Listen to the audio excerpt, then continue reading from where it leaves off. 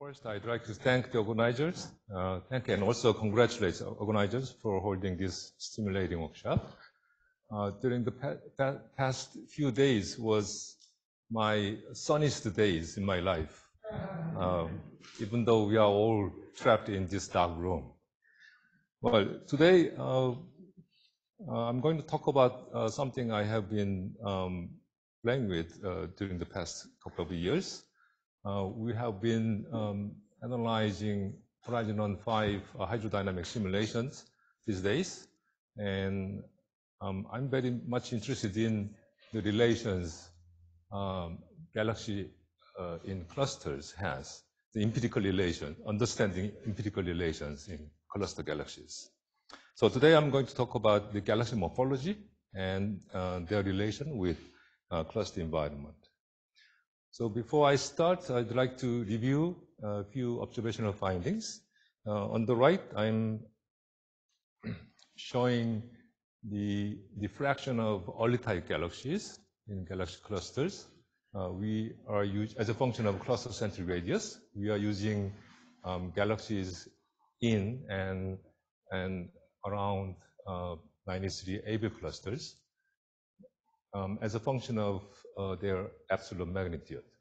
So you can see there is some luminosity dependence of this early type galaxy fraction, and also there is a cluster centric radius dependence of these cluster galaxies. Another way to show this is this two-dimensional environment plot. Here I'm using two environmental parameters for galaxies in galaxy cluster. One is the distance from the center of cluster, the cluster centric distance. The other one is the environment provided by the nearest neighbor of cluster galaxies. And that has two parameters. One is the morphological type of nearest neighbor. The other one is the distance to the nearest neighbor galaxy. So here, these blue dots are early type galaxies, and red dots are the late type galaxies. The blue ones are red type galaxies. And on the right, I'm showing the galaxies having early type neighbor. And on the right, they are the galaxies having late type neighbor. And the contours show the elliptical galaxy fraction.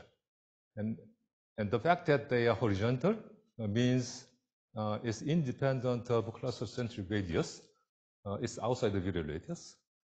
And it's monotonic function of the distance to the nearest neighbor. But it's different, completely different, depending on whether or not this neighbor has early type morphology or late type morphology. So if you have late type, early type neighbor, your probability of being early type galaxy monotonically increases, whereas it goes opposite direction if you have late type neighbor. Once you enter cluster virial radius, the situation changes completely, and contours are all vertical, which means the influence of neighbor is quite weak, and morphology is a strong function of cluster centric radius. Another conclusion one can make is this.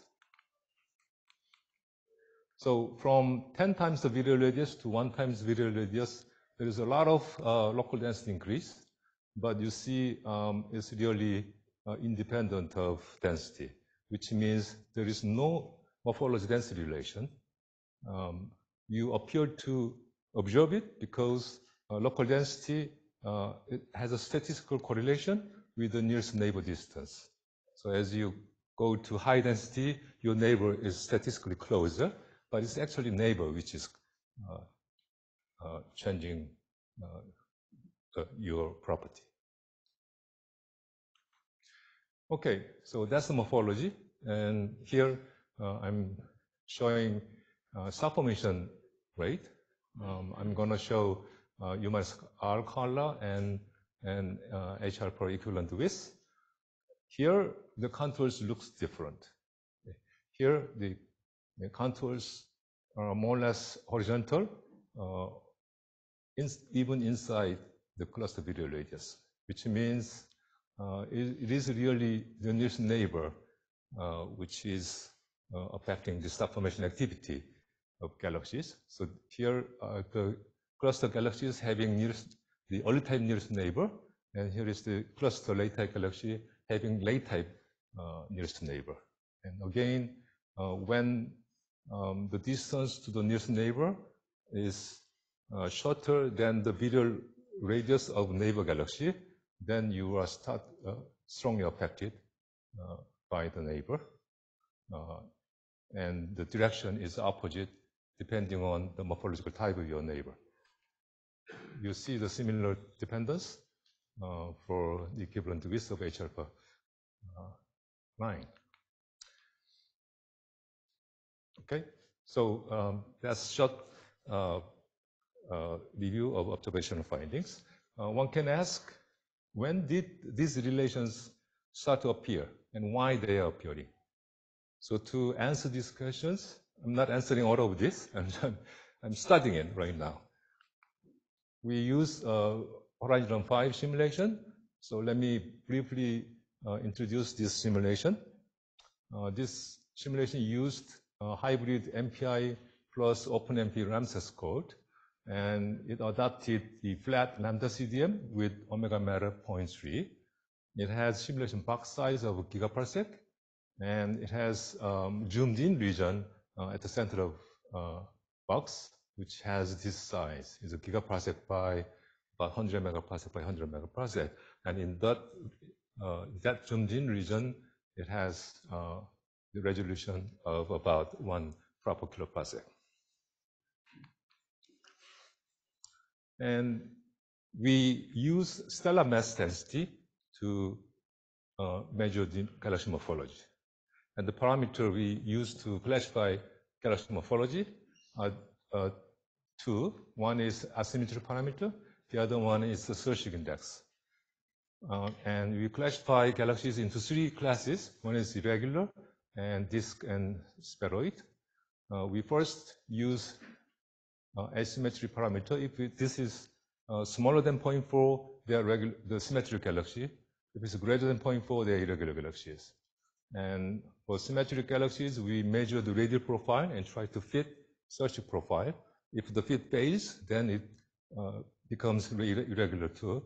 But for the galaxies where the Searching index can be calculated, measured, then they are regular galaxies. If the Searching index is less than 1.5, they are disk type. And if it's greater than 1.5, it's spheroid. Here are some examples. So disk is like this, and spheroid is more concentrated centrally, and irregulars are often interacting. Okay, so the result. So we looked at the galaxy morphology at redshift before z equal 4, and found that most of galaxies are disk type.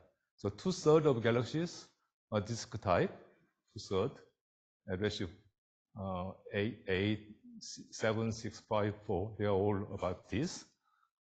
And 1/6, about 15% of galaxies are spheroid, and another 15% is irregular. And they are more or less independent of mass. And we try to understand why galaxies are having mostly disk type, and found that their angular momentum, the angular momentum of the total mass, including dark matter, and angular momentum of stellar component, they have very tight correlation with the initial angular momentum generated by the old material in the initial condition around the galaxy. So we use the momentum inertia tensor and shear tensor to calculate the initial angular momentum, and looked at how their angle correlates with this actual galaxy angular momentum vector at later epoch. And with the total mass, there's a very tight correlation, and there's also some good correlation with the stellar components too. So we think the large-scale tidal field or the velocity field in the initial condition is actually responsible for the dominance of disk galaxies at high redshift. And also, whenever these disk galaxies are destroyed to become irregular or spheroidal, they reacquire disk morphology later because this environmental, the gas is falling in to recover this disk morphology. Okay. What about the spheroidal and irregular type? There are 15% of spheroidal and another 15% irregulars. To understand this, I'm showing this. So here are 4 randomly chosen galaxies, and I'm showing how their searching index evolves as a function of mass. So they are moving this way. So as they acquire mass, most of the time they lie below 1.5. So I call them their disk galaxy. But occasionally they have a searching index larger than 1.5, and then they come back. So they reacquire disk morphology. And then they fluctuate and sometimes go down as well. So I conclude this irregular and spheroidal morphology is incidental and transient one in this high redshift era.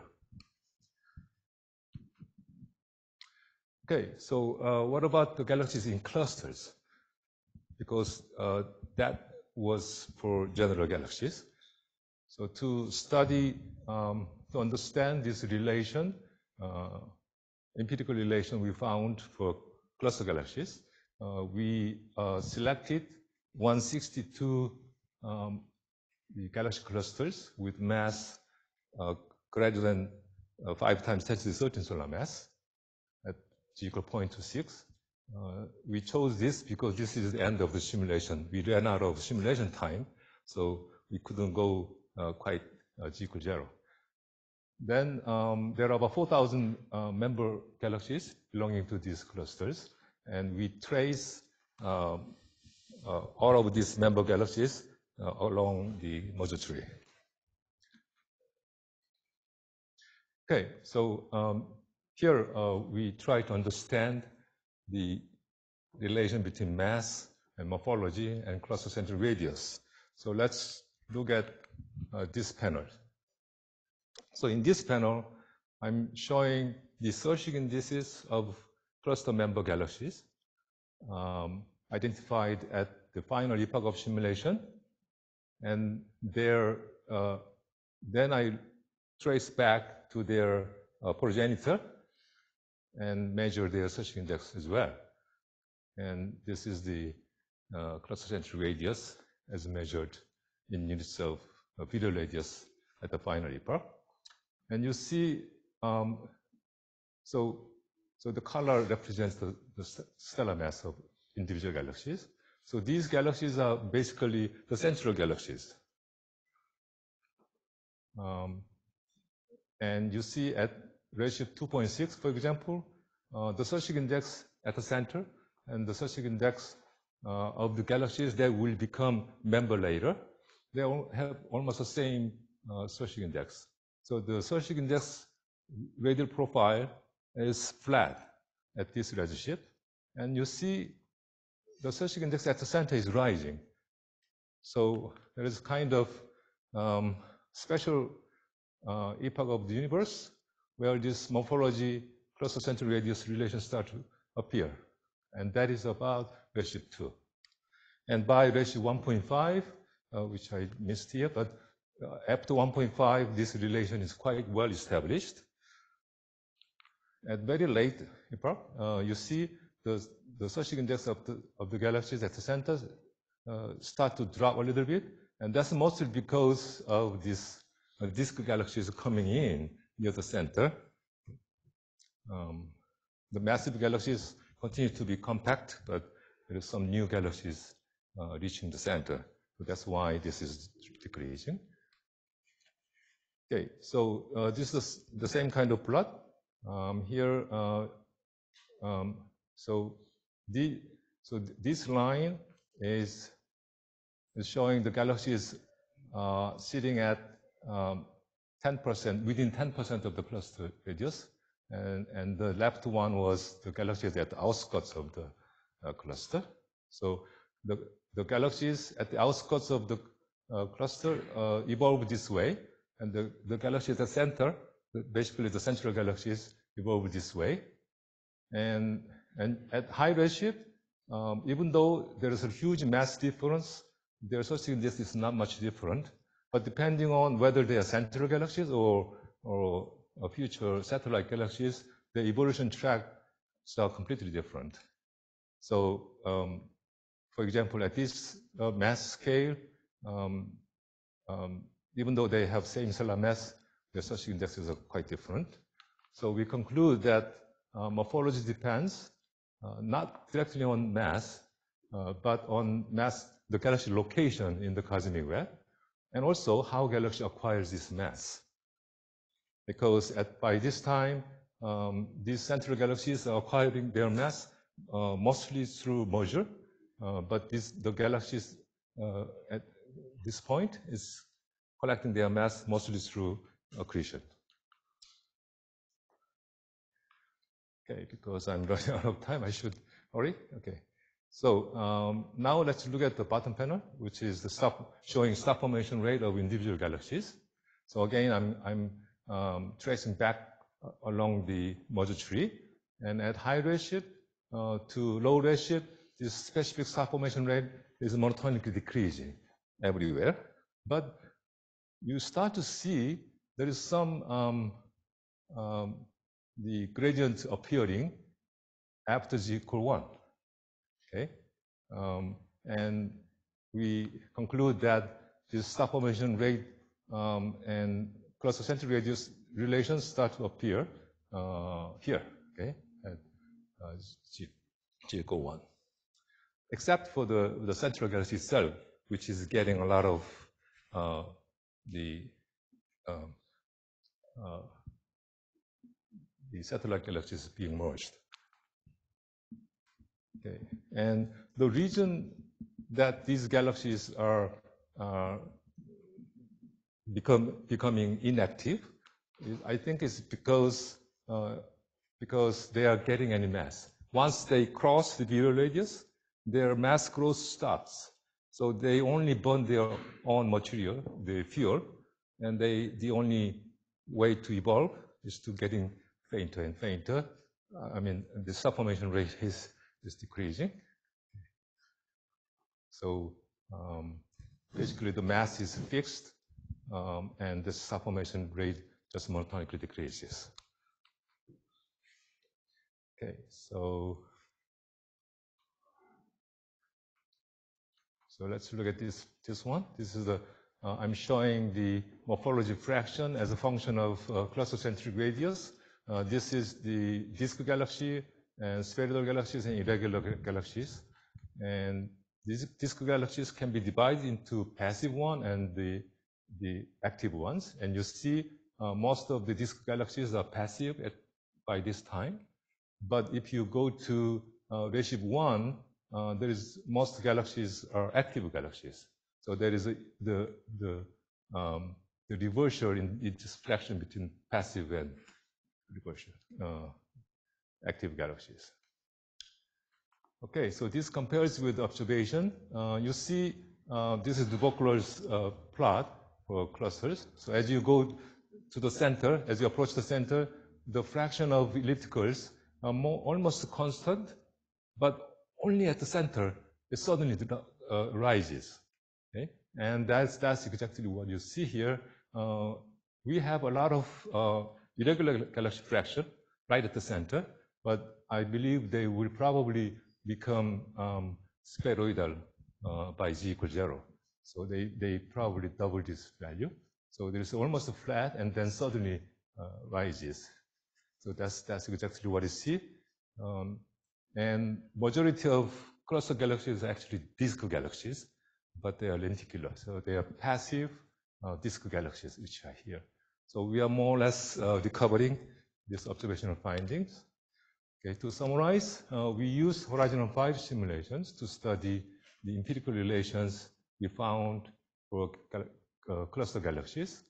For high redshift, for luminosity mass or morphology cluster central radius relation, these start to appear around 2.5 and then become established at 1.5. And we think the strong interaction and high merger rate is responsible for this relation. And this is indicated by large irregular fraction at the center. For star formation rate, it starts to emerge at z equal about 1. And I think it's mostly because of these disk galaxies becomes passive after z equal 1. There are a lot more things to be understood, which is ongoing right now. Thank you.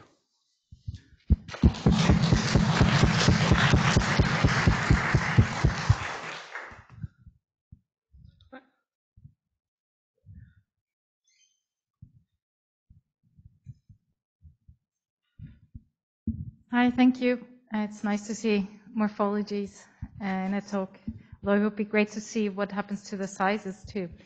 I have two questions. One is related to the first part and one to the second. So first, real quickly, when you talk about neighbors outside of the clusters, can I understand that as a proxy for filaments? If it's closer to another neighbor, it might be more likely to be in a filament? The neighbor galaxy? Yeah, you used neighbor to the you cluster? used neighbors. Yeah. So when we say a certain galaxy is a neighbor, you just look for the nearest neighbor galaxy which has luminosity not fainter than half the luminosity of your own galaxy. So it has. We are not paying attention to filaments or any other things. No, I understand, but we just look for the nearest neighbor galaxy. Yeah, I'm just trying to connect it in my head to a cosmic filament. If they might be. So actually, I was invited to give a talk at the European Astronomical Society meeting in this July. So that was about filaments. So I should hurry to study this filamentary effect after this. And then when I think you said when the Cersei fit fails, you classify it as irregular. Why is that? I mean, especially in crowded fields, it's difficult to correctly get Cersei indices. So what tests have you done to be confident in your measurements? The classification between irregular galaxies and non-irregular galaxies is actually not very some concrete thing, because it really depends on how far you use in the radio profile. Because as you go farther away, the radio profile can start to fluctuate. Then your Cersei fit fails, because Cersei profile assumes it's monotonically decreasing. And so if some galaxy has some the merger feature inside, so that the density profile can oscillate, then you fail. And so what did you use for your morphology measurements? The stellar mass density, the radial stellar mass density profile. And you fit that such a profile yourself, right? Okay. I'm curious about the second bullet points where you touch upon quickly about the morphology of this disk type galaxies, where you said that it's basically imprinted by the initial angular momentum. And the angular momentum comes from the initial conditions, basically. So, and if I remember correctly, you mentioned that even in the case where two spirals merge and later on they turn into spheroidal, and then later on they could turn into spirals again because of that condition. Is that correct? Right, right. Yeah, so that's quite a kind of a new image to me. I wonder if there's any hints of in observation we can follow up and see that. Right. So physically speaking, if you have two disk galaxies and they merge, then their angular momentum vector can flip, and also their morphology can become irregular, and then after some time they relax and becomes more spheroidal. But by that time, there is large-scale mass info still remembering this initial condition. So they're adding this angular momentum so that this galaxy evolved back to disk galaxies. Yeah, I understand the logic as well, but I wonder if observationally there's any evidence for that. Observationally, no. From simulation. Yeah, I know. Do you count as one of the observation? In the simulation, we are observing this. This is what we observe. See, it became spheroidal and then go back to disk. Yeah. Okay. So this is our observation. Yeah. Right.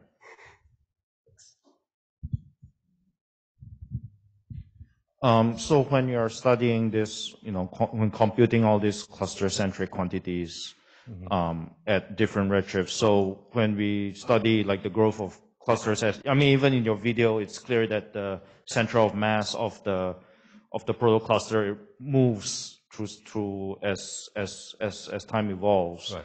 So how do you define the center of the cluster in this calculations? Is it the barycentric center of the Lagrangian mass, or did you fix the Eulerian position? Yeah, exactly. So we just fixed the center as a center of the density peak at the final epoch. So we are not actually following these things. So the cluster-centric, the central galaxy of the galaxy they are not exactly at R equals 0, but they are moving around. Thank you.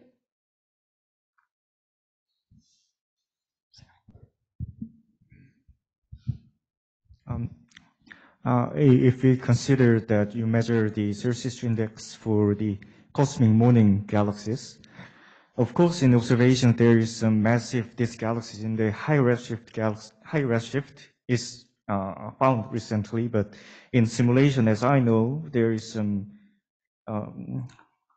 just some time is required for galaxies to develop a stable disk in the galaxy simulation. Then is it reasonable to use the surface index for the the galaxies with unstable morphology, kinematic structure, still be reasonable to using some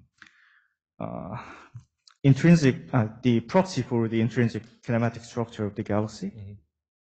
Well, okay, so we treat galaxy morphology as quantity which can evolve. Okay? It's not some intrinsically fixed property of galaxies. That's why the surface index fluctuates a lot. Okay? And at certain given time, you see this galaxy has very nice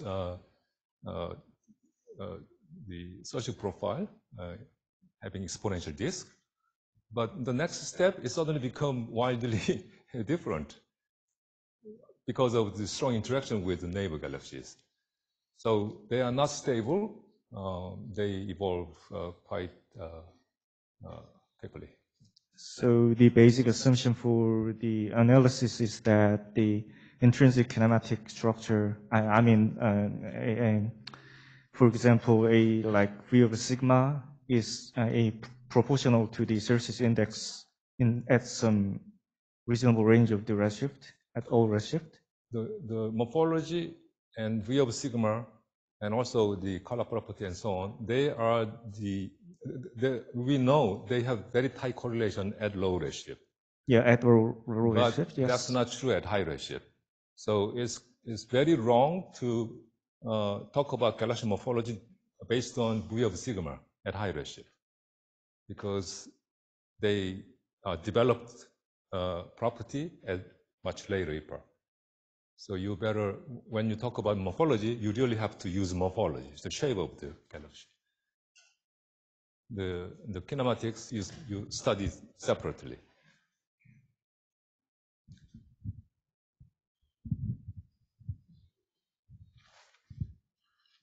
Is there another question?